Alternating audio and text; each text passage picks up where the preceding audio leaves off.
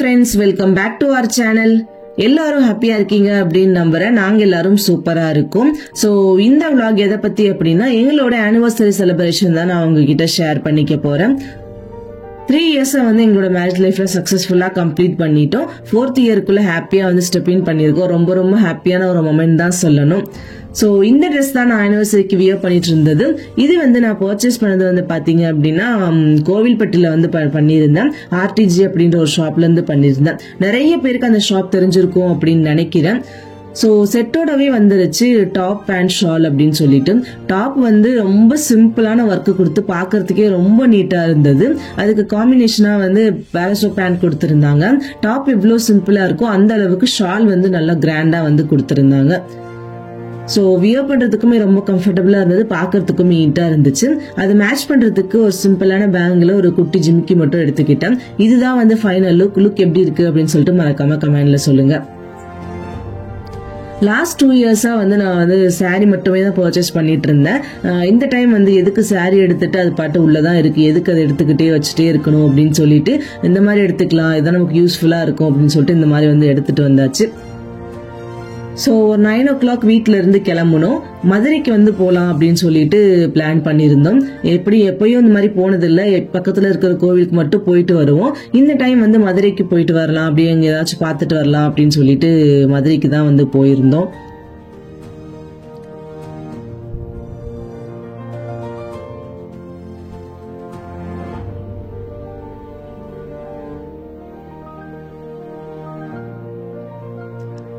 நாங்க மதுரை ரீச் ஆகும்போது கரெக்டா டைம் வந்து 10:30. ஸோ இதுக்கு முன்னாடி ஒரு தடவை கோவிலுக்கு வந்து போயிருக்கோம். அப்போ வந்து என்னோட மேரேஜுக்கு முன்னாடி. அப்போ நாங்க ட்ரெயின்ல போனதுனால ரூட் எல்லாம் பெருசா தெரியல, மேப் போட்டு தான் வந்து போனோம். கடைசியா வந்து வந்துட்டோம். எங்களுக்கு தெரியாம பிரைவேட் பார்க்கிங்ல போய் வண்டியை விட்டாச்சு. ஸோ அங்க வந்து 1 hour வந்து பார்க் பண்ணோம் அப்படின்னா 100 rupees அப்படின்னு சொல்லிட்டு இருந்தாங்க. போயிட்டு ரிட்டர்ன் வர்றதுக்கே 3 hours மேல ஆயிடுச்சு. ஸோ கோவிலுக்குள்ள போனதும் நான் வந்து முன்னாடிலாம் ஃபோன் அலோவ் பண்ணாங்க, இப்பெல்லாம் வந்து ஃபோன் அலௌட் இல்லை போல. முன்னாடியே வந்து ஃபோன் எல்லாத்தையும் வாங்கி வச்சுக்கிறாங்க, ஒரு ஃபோட்டோ வேற எடுத்து வச்சுக்கிறாங்க ஃபோன் மிஸ் ஆகாம இருக்கிறதுக்காக. அண்ட் சாமி நல்லபடியா கும்பிட்டுட்டு வந்தாச்சு. நல்ல கூட்டம் வேற. நாங்க வந்து உள்ள சாப்பிடாம தான் போனோம். பாப்பாவுமே சாப்பிடல, கொஞ்சம் வந்து பயந்துட்டே தான் இருந்தேன். ஸோ அவங்க வந்து ஃப்ரீயா பால்லாம் கொடுத்தாங்க குழந்தைங்களுக்காக. ஸோ அதை வாங்கி வந்து கொடுத்ததுக்கு அப்புறம் கொஞ்சம் நிம்மதியா இருந்துச்சு. நல்லபடியா சாமி கும்பிட்டுட்டு வெளியே வந்தாச்சு. வெளியில வந்தது பாப்பாக்கான பர்ச்சேசிங். செப்பு ஜாமா வந்து நான் போகும்போதே பார்த்து வச்சுட்டு தான் போனேன் வாங்கணும் அப்படின்னு சொல்லிட்டு. எனக்கு அது ரொம்ப பிடிக்கும். ஸோ அதையும் வாங்கியாச்சு. அப்படியே பார்த்து எது எடுத்தாலும் 10 ரூபாய் கடைக்குள்ள போகலாம் அப்படின்னு சொல்லிட்டு ரொம்ப நேரம் சர்ச் பண்ணிட்டு இருந்தா பெருசா ஒண்ணுமே கிடைக்கல. பாப்பாக்கு ஒரு கிளாஸ் கேட்டாங்க, அதை மட்டும் வாங்கி கொடுத்துட்டு அப்படியே வந்தாச்சு. மதுரைக்கு போயிட்டு ஜிகர்தண்டா குடிக்கலன்னா எப்படி குடிச்சிட்டு அப்படியே லஞ்ச் முடிச்சுட்டு அதுக்கப்புறம் திருவள்ளி நாயக்கர் மஹால் போகலாம் அப்படின்னு சொல்லிட்டு அங்கே போயிருந்தோம். ஸோ லஞ்சுக்கு பிரியாணியும் பரோட்டாவும் தான் வாங்கி சாப்பிட்டுருந்தோம். பாப்பாவுக்கு மட்டும் கொஞ்சமா வந்து சாம்பார் சாதம் சாப்பிட்டு முடிச்சுட்டு அப்படியே வந்து பக்கத்துலயே தான் நாங்க லொகேஷன் வந்ததுக்கு அப்புறமா தான் லஞ்சுக்கே போனோம். ஏன்னா அதுதான் சேஃப், இல்லைன்னா லஞ்ச் முடிச்சுட்டு தேட வேண்டியது இருக்கும் அப்படின்னு சொல்லிட்டு பக்கத்துலயே தான் வந்து லஞ்ச் போயிருந்தோம். திருமலை நாயக்கர் மஹால் ரீச் ஆகும்போது கரெக்டா டைம் வந்து 2:45 கிட்ட இருக்கும். கோவிலே வந்து லைன்ல நின்னதுனால நான் இன்பிட்வீன் டேஸ்ல வந்து அவ்வளவு கூட்டம் இருக்காதுன்னு நினைச்சேன். பட் அப்பவுமே வந்து லைன் பெருசா தான் இருந்தது. ஸோ அங்கவே கொஞ்சம் வந்து டைம் ஆயிடுச்சு. இங்க வரும்போது ஒரு 2:45 கிட்ட இருக்கும். ஸோ இந்த மஹாலுக்குமே நான் ஆல்ரெடி வந்திருக்கேன். கொஞ்சம் ஒர்க் எல்லாம் நடந்துட்டு இருக்கு. சைட்ல எல்லாம் பார்க்க முடியல, ஒரே ஒரு ஏரியா மட்டும்தான் பார்க்க முடிஞ்சது. ஸோ ரொம்ப சூப்பரான அழகா இருக்கும் பார்க்கறதுக்கு. நல்லா வந்து ரசிச்சு கட்டியிருக்காங்க அப்படின்னு தான் சொல்லணும். இன்டீரியர் எல்லாமே ரொம்ப சூப்பரா இருக்கும். இந்த ஒவ்வொரு தூணுமே இப்ப வீடியோல பார்க்கும்போது சின்னதா தெரியும், பட் நேர்ல வந்து ரொம்ப பெருசா தெரியும். சோ எவ்வளவு அழகா கட்டியிருக்காங்க பாருங்களேன், எப்படி வாழ்ந்திருக்காங்க அப்படின்னு சொல்லிட்டு. இவர் வந்து கரெக்டா ஒரு 75 years வந்து இங்க வந்து வாழ்ந்திருக்காங்க.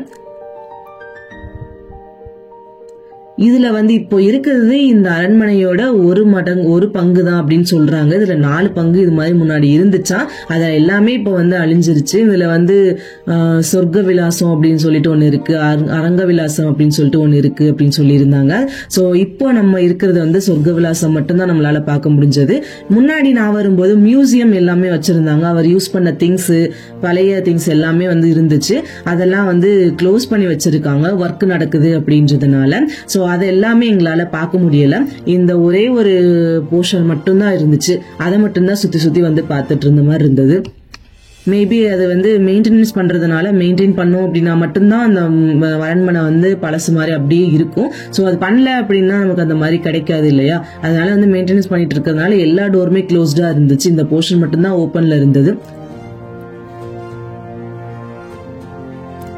நிஜமாவே எவ்வளோ அழகா வந்து கட்டியிருக்காங்க பாருங்களேன். ஆர்கிடெக்சர் இது எல்லாமே பார்க்கும்போது ரொம்ப பிரமிப்பா இருக்கு. அப்போவே இந்த மாதிரி இவ்வளோ அழகா கட்டுறாங்களே, எப்படி கட்டுறாங்களோ அப்படின்னு சொல்லிட்டு பார்க்கறதுக்கே ரொம்ப இதுவா இருக்கு. முன்னாடியே வந்து தேட்டர் செட்டப் மாதிரிலாம் பண்ணியிருக்காங்க. தேட்டர் செட்டப் அப்படின்னா அந்த காலத்துல எப்படி இருக்குமோ நாடகம் அந்த மாதிரி நடக்கிற இடம்லாம் இதுதானா. ஸோ சேர்ஸ் எல்லாம் போட்டிருக்கு. அண்ட் நைட் டைம்ல வந்தோம் அப்படின்னா நல்ல லைட்ஸ் எல்லாம் போட்டு ஏதாச்சும் ப்ரோக்ராம் நடந்ததுன்னா சூப்பரா இருக்கும் அப்படின்னு நிறைய பேர் சொல்லியிருக்காங்க. ஆனா நைட் டைம்லலாம் நான் வந்ததில்லை. ஒரு டைம் வந்திருக்கேன். அப்போ வந்து பகல்ல தான் அப்போயுமே வந்திருந்தேன். அந்த காலத்திலேயே வந்து பொழுது போகணும் அப்படின்றதுக்காக நாடகம் மாதிரி அதுக்கு வந்து தனியா ஒரு ஏரியா வந்து ஒதுக்கி நல்லா என்ஜாய் பண்ணியிருக்காங்க. நல்லா வாழ்ந்திருக்காங்க அப்படின்னு தான் சொல்லணும்.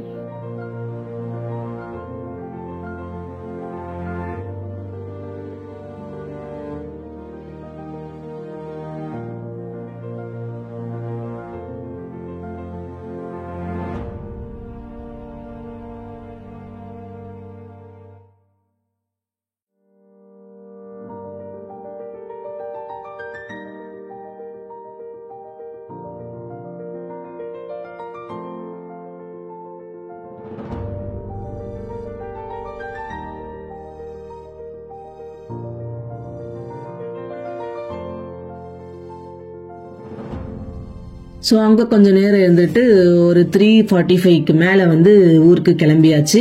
காந்தி மியூசியம் வந்து போகலாம் அப்படின்னு நினச்சோம். அவங்க பெருசாக எதுவும் இருக்காது அப்படின்னு சொன்னாங்க. சரின்னு சொல்லிட்டு அப்படியே வந்து வந்தாச்சு. அண்ட் வீட்டுக்கு வந்ததுமே கொஞ்ச நேரம் ரெஸ்ட் எடுத்துட்டு நான் என்னோட ஸ்கின் கேர் வந்து நான் எப்படி வந்து கேர் பண்றேன் அப்படின்னா மேக்ஸிமம் நிறைய மேக்கப்லாம் எதுவும் போடுறது கிடையாது. என்னோட மோஸ்ட் ஃபேவரட் அப்படின்னு பாத்தீங்கன்னா மஸ்காராவும் லிப்ஸ்டிக்கும் தான். ஸோ எங்க போனாலும் அது மட்டும் இல்லாம போக மாட்டேன். மற்றபடி வேற லேயர் மேக்கப் அந்த மாதிரி எதுவுமே எல்லாம் நான் அதிகமா யூஸ் பண்ண மாட்டேன். ஃபவுண்டேஷன் வந்து எப்பவாச்சும் ரேரா ஒரு 1 இயருக்கு ஒன்ஸ் அந்த மாதிரி தான் வந்து யூஸ் பண்ணுவேனே தவிர அப்பப்போ யூஸ் பண்ண மாட்டேன். சம்டைம்ஸ்லாம் ஒண்ணுமே இல்லாம ஜஸ்ட் ஃபேஸ் வாஷ் பண்ணிட்டு அப்படியே கூட வெளியில போயிடுவேன்.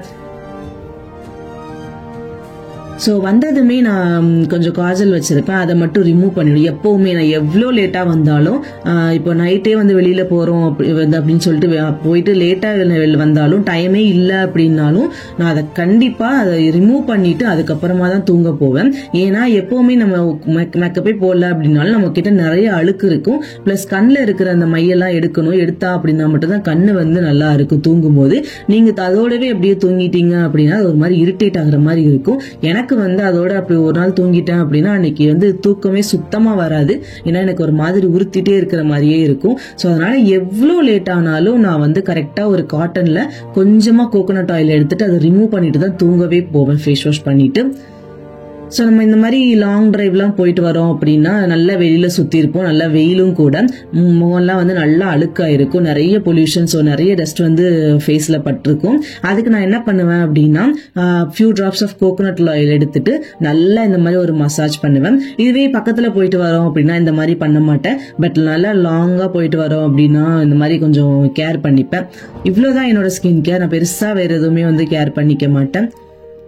ஸோ நல்லா கோகோனட் ஆயில் போட்டு நல்லா வந்து மசாஜ் கொடுப்பேன். இந்த மசாஜ் கொடுத்தோம் அப்படின்னாலும் ஃபேஸும் நமக்கு நல்லா இருக்கும், பிளஸ் அந்த அழுக்கும் வந்து ரிமூவ் பண்ண மாதிரி இருக்கும்.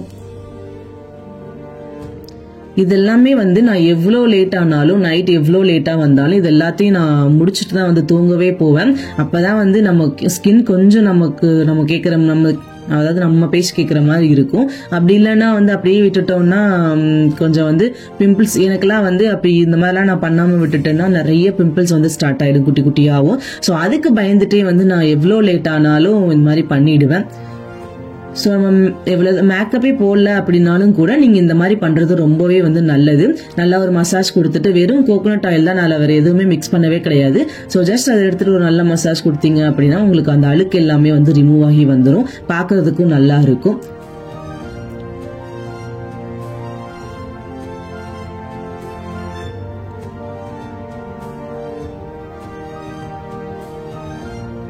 எங்க போனாலும் இந்த ஹேர் ஒரு பெரிய பிரச்சனை எனக்கு. நான் மேக்ஸிமம் ஃப்ரீ ஹேர் தான் விடுவேன் அப்படின்றதுனால பயங்கர சிக்கு விடும். ஸோ வந்ததுமே எனக்கு அதை சீவி கொண்ட போட்டோம் அப்படின்னா மட்டும்தான் கொஞ்சம் மனசு ஆறும். ஸோ அப்படியே போயிட்டு ஃப்ரெஷ் ஆயிட்டு வந்தாச்சு. நைட் டின்னருக்கு வேலையை வந்து ஸ்டார்ட் பண்ணிட்டேன். இன்னைக்கு Tuesday, so as usual sambar தான். ஆனா ஒரு சின்ன சேஞ்ச் என்ன அப்படின்னா, எப்பவுமே ஆஃப்டர்நூன் பருப்பு வச்சுட்டு அந்த மீந்து போன பருப்புல சாம்பார் பண்ணுவேன். ஆனா இன்னைக்கு ஒரு சின்ன சேஞ்ச் வந்து ஃப்ரெஷ்ஷா பருப்பை வச்சு சாம்பார் பண்ண போறேன். அதுதான் இன்னைக்கு வந்து ஒரு குட்டி சேஞ்சுன்னு சொல்லலாம். ஸோ நான் எப்பவுமே சாம்பார் பண்ணும்போது வீட்டில் அரைச்ச மிளகாய் தூளும் போடுவேன், பிளஸ் சாம்பார் பொடி ரெண்டுமே கலந்து போடுவேன்.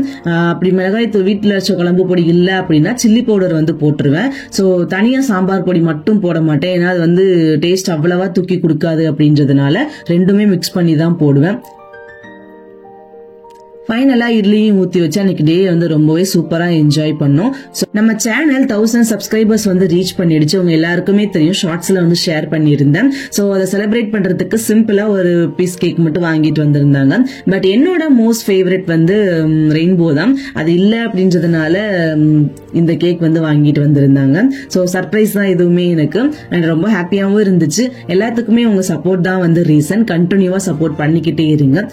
இந்த வீடியோ உங்களுக்கு பிடிச்சிருக்கும் அப்படின்னு நினைக்கிறேன். ஸோ நம்ம சேனலை இப்பதான் ஃபர்ஸ்ட் டைம் பாக்குறீங்க அப்படின்னா மறக்காம சப்ஸ்கிரைப் பண்ணிடுங்க, ஷேர் பண்ணுங்க, லைக் பண்ணுங்க, பக்கத்துல இருக்கிற பெல் ஐக்கானை கிளிக் பண்ணிக்கோங்க. நான் இன்னொரு வீடியோல உங்களை மீட் பண்றேன். தேங்க்ஸ் ஃபார் வாட்சிங். Tata, bye by.